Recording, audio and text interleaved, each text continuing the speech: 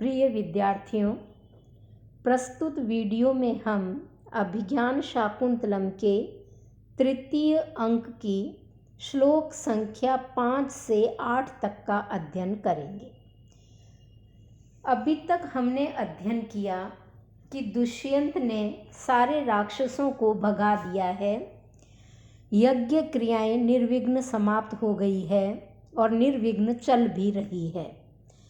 अब राजा अकेला ही मालिनी नदी के किनारे पर घूम रहा है। दोपहर का समय है, ग्रीष्म ऋतु चल रही है। राजा मालिनी नदी के किनारे पे बने हुए लता मंडपों में शकुंतला होनी चाहिए, ऐसा सोच रहा है कि वह नीचे की ओर देखता है और कहता है, अभ्युन्नता पुरस्तादवगाढ़ा जगन गौरवात् पश्चात द्वारेस्य पांडु सिक्ते पदपंक्तिर्दृश्यते भिनवा।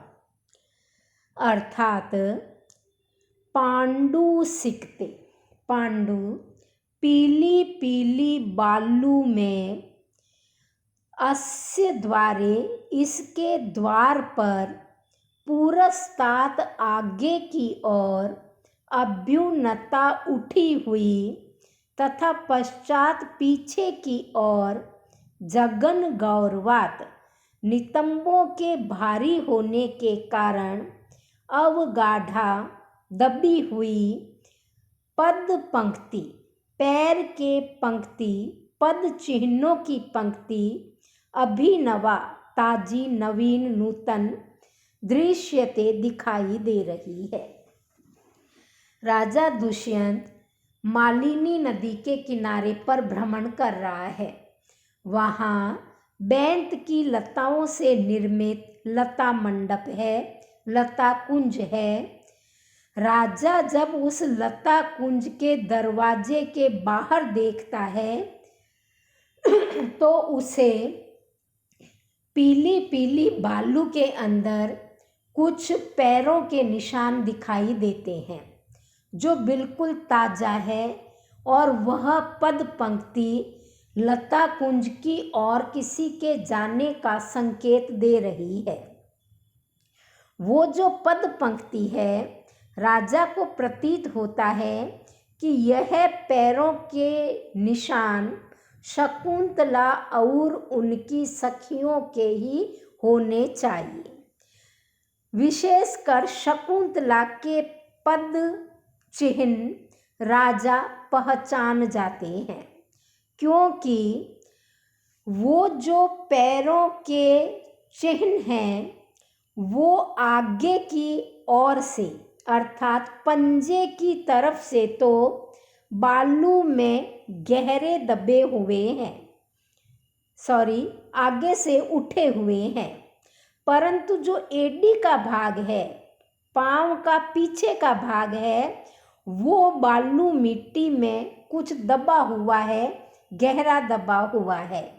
क्योंकि पंजे की तरफ शरीर का वजन कम होता है, इसलिए उधर का भाग जो है वो ऊपर उठा हुआ है, और शकुंतला का जगन प्रदेश या नितंब प्रदेश भारी है, इसलिए एडी का भाग जो है वो बालू में कुछ गहरे की तरफ धंस गया है, कुछ दब गया है। तो ये अवश्य ही शकुंतला के पद चिन्ह हैं।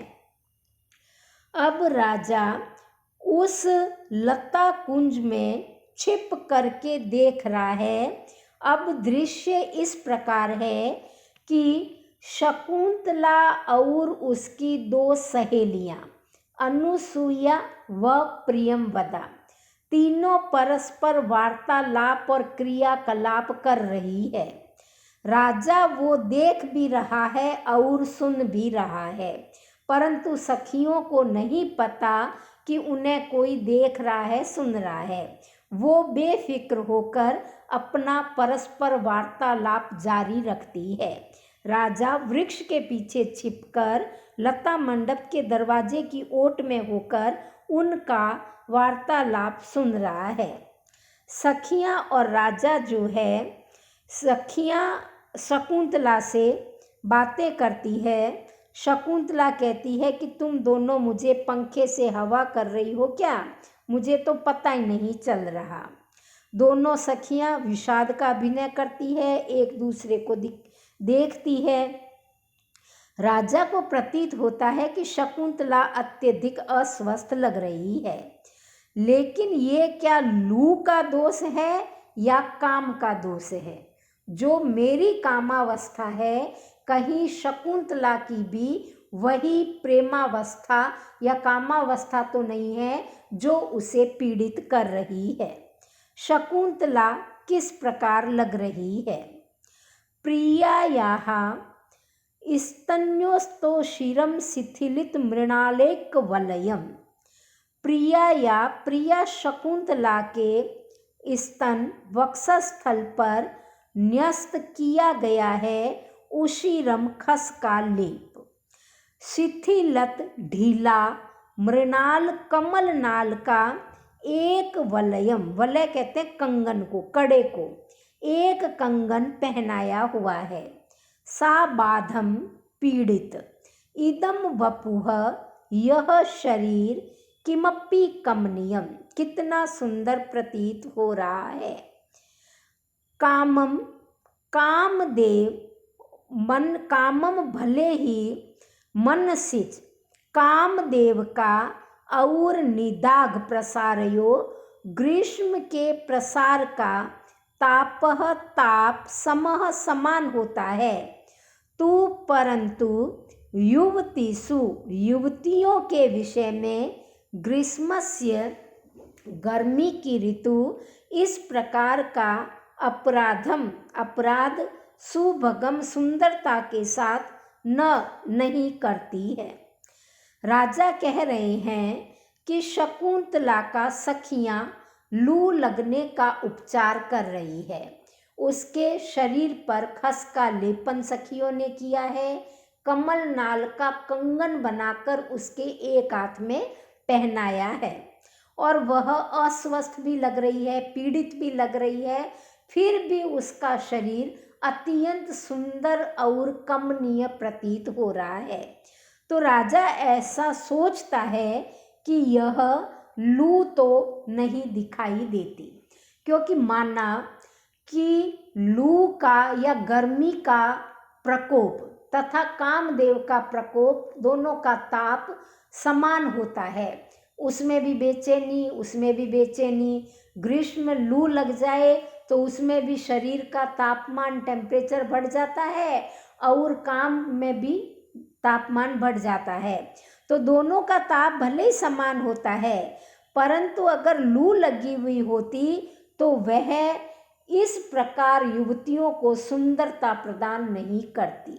ये जो इसके चेहरे पे लावण्य आया है, सौंदर्य आया है, यह अवश्य ही कामदेव का प्रभाव है, लू का प्रभाव नहीं है। राजा शकुंतला और सखियों की बात सुनता है, तब वो कहता है कि प्रियंवदा बिल्कुल सही कह रही है, क्योंकि प्रियंवदा कहती है कि मुझे लगता है कि राजा दुष्यंत और तुम में प्रेम हो गया है, और राज ऋषि के प्रथम दिन से लेकर के ही तुम खिन्न हो। तो मेरे को लगता है कि राजा को और शकुंतला को, दोनों को ही परस्पर प्रेम हो गया है।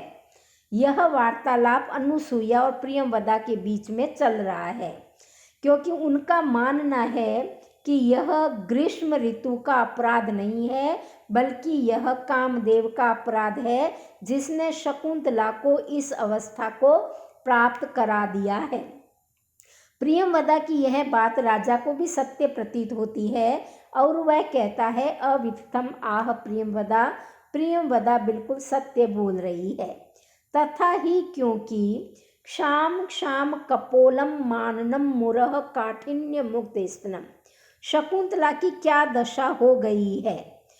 इस समय शकुंतला कैसी प्रतीत हो रही है आननम उसका मुख, क्षाम क्षाम दुर्बल, कपोलम कपोलों वाला हो गया है, गालों वाला हो गया है। शारीरिक अवस्था का वर्णन है नायिका की।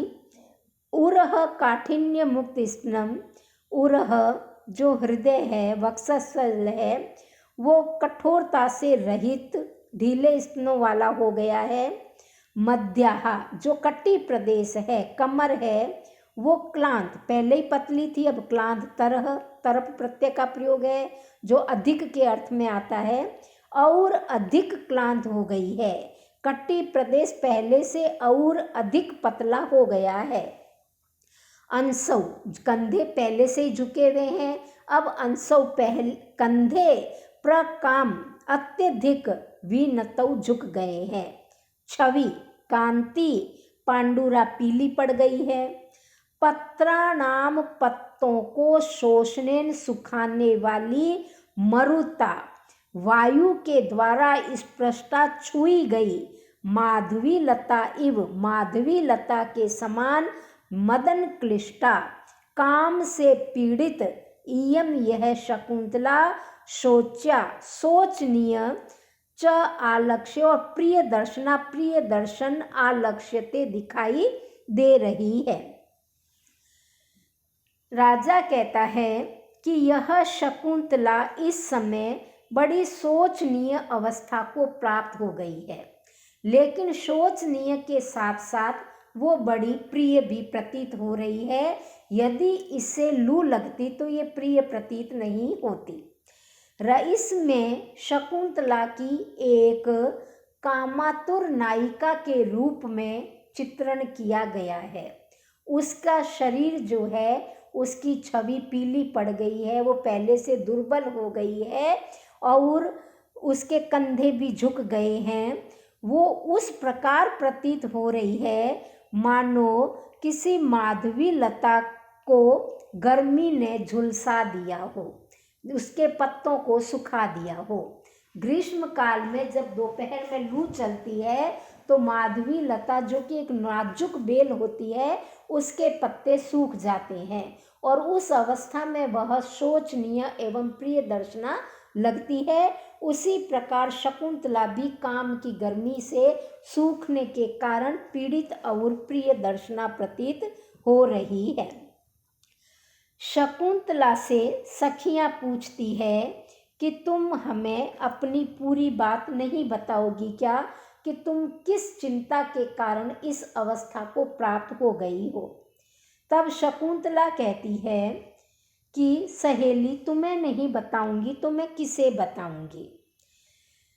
दोनों कहती है कि हम सुनने को तत्पर है, तुम बताओ, क्योंकि स्निग्ध जन सम विभक्तम, स्नेहियों में बांटा गया जो दुख होता है वो सह्य वेदनम, सहने योग्य पीड़ा वाला भवती हो जाता है। अगर हम अपना दुख दर्द अपने सच्चे मित्र, अपने हितैषी के साथ बांटते हैं तो वो दुख सहने योग्य हो जाता है। अगर हम अपना दुख बांटेंगे नहीं तो उसी दुख में अकेले चिंता करते करते हम अपने शरीर को और मन को हानि पहुंचा सकते हैं। इसलिए सुख के साथ साथ दुख भी अपने परम मित्रों के साथ बांटना चाहिए, हर किसी के साथ नहीं। खुशी सबके साथ बांट सकते हैं, लेकिन दुख केवल अपने परम मित्रों के साथ ही बांटना चाहिए। राजा जब ये बात राजा शकुंतला और सखियों की बातें सुन रहा है, राजा कहता है पृष्ठा जनेन सम दुख सुखेन बाला, नेयम न वक्ष्यति मनोगतम मादि हेतुम, दृष्टो निवृत्य बहुसोप्य अनया सतृष्णम, मत्रांतरे श्रवण कातरताम गतोस्मि। राजा कहता है सम दुख सुखे, दुख और सुख में समान भाव से रहने वाले जने व्यक्ति अर्थात अनुसुईया और प्रियमवदा जैसी सहेलियों के द्वारा पृष्ठा पूछे जाने पर इयम बाला यह कन्या अर्थात शकुंतला, मनोगतम मन में स्थित मानसिक आदि व्यथा पीड़ा वेदना के हेतुम कारण को न वक्ष्यति नहीं कहेगी, इति न ऐसी बात नहीं है। अनया इस शकुंतला के द्वारा शकुंतलया बहुसह बहुत बार निवृत्य मुख को घुमाकर सतृष्णम बड़ी तृष्णा के साथ दृष्टः अपि मुझे देखा गया है। देखे जाने पर भी मैं अत्रांतरे इस विषय में श्रवण कातरताम सुनने की अधीरता को सुनने की व्याकुलता को गतः अस्मि प्राप्त हो गया हूँ। राजा स्वयं से ही कह रहे हैं कि ये दोनों सहेलियां अनुसुईया तथा प्रियंवदा शकुंतला के सुख और दुख में बराबर भागीदार है, सुख और दुख में समान भाव रखने वाली है। और जब ये इतने प्रेम से उसको पूछ रही है कि तुम अपनी पीड़ा का कारण बताओ, क्योंकि जब तक चिकित्सक को बीमारी का कारण नहीं पता चलेगा वो इलाज क्या करेगा। इसलिए तुम अपनी वेदना का मूल कारण हमें बताओ तो हम उसी हिसाब से तुम्हारा उपचार करें। तो जब ये समान भाव से रहने वाली इसकी सहेलियां इसको इतने प्यार से पूछ रही है तो यह कन्या अर्थात शकुंतला अवश्यमेव अपनी मानसिक पीड़ा का कारण जरूर बताएगी, क्योंकि मैंने इस शकुंतला को बहुत बार देखा है कि इसने मुख घुमाकर मुझे बड़ी प्रेम दृष्टि से देखा है, तृष्णा के साथ देखा है, और मुझे पता है कि यह अपनी बीमारी का कारण यही बताएगी कि मुझे दुष्यंत से प्रेम हो गया है। लेकिन यह बात मैं इसके मुंह से सुनना चाहता हूँ और इस विषय में इस बात को सुनने के लिए मैं बड़ा अधीर कातर या व्याकुल हो रहा हूँ।